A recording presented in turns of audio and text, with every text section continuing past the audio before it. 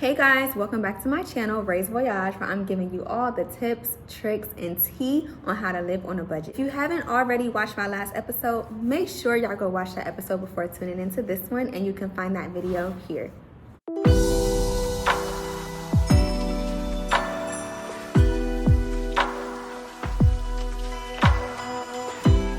Okay, so in this first part of my video, I'll be going into a backstory on the sale of my first home. Later on in this video, I'll be giving you all the details on my journey to choosing a new build versus a conventional. Okay, so step number one that I followed to sell my first home was to find a real estate agent. You can search this in Google. If you know a family friend, that's always great too. Or you can just simply ask around because word of mouth always works as well. One thing that I did forget to mention in this video is that when you're looking for a real estate agent, make sure that you and that real estate agent is vibing, because mine was definitely bomb. She made my experience really great because she definitely was getting to the bag. The first thing that your real estate agent is going to do is they're going to run comps within a 50-mile radius of your home. What this does is give you a good baseline of how much your home is worth in comparison to other homes in the area. The second thing that your real estate agent is going to do is they're going to hire a professional photographer to come out and take pictures of your home. Okay. The third thing that your real estate agent is going to do is take those pictures that were taken from the photographer of your home, and they're going to place that onto MLS.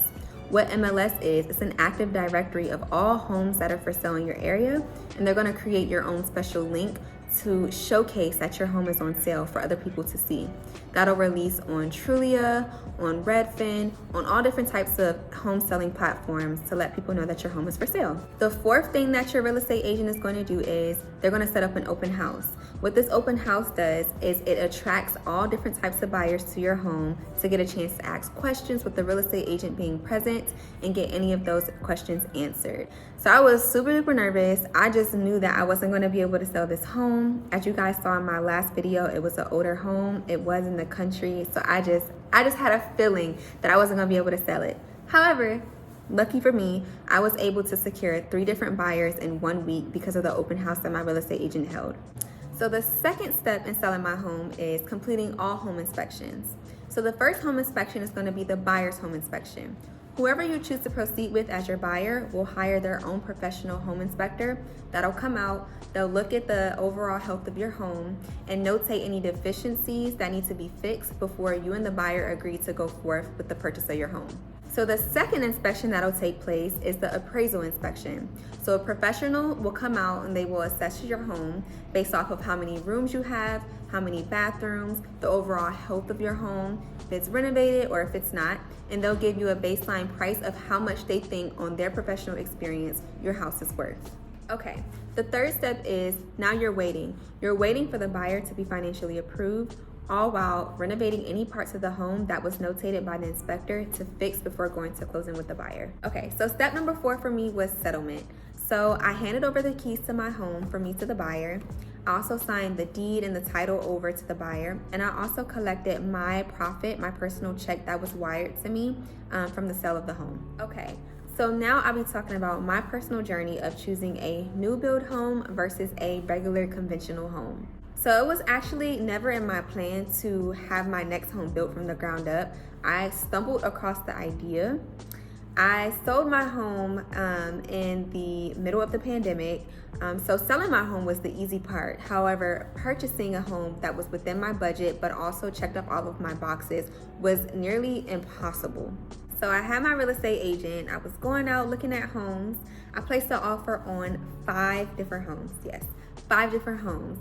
Within this time, I was submitting my offers, going above asking price of the home.